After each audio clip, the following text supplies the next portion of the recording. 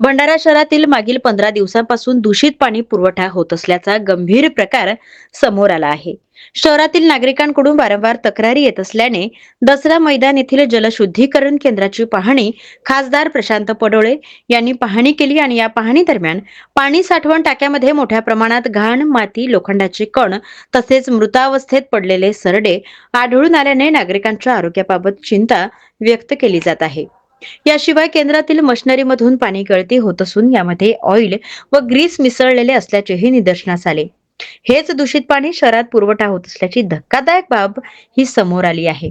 आणि या पार्श्वभूमीवर खासदार प्रशांत पडोळे यांनी जिल्हाधिकारी यांना निवेदन देऊन जलशुद्धीकरण केंद्राची तत्काळ स्वच्छता, यंत्रणेची तांत्रिक तपासणी तसेच संबंधित कंत्राटदारावर कारवाई करण्याची मागणी केली. अन्यथा रस्त्यावर उतरून तीव्र आंदोलन करण्याचा इशारा देखील प्रशासनाला दिला आहे.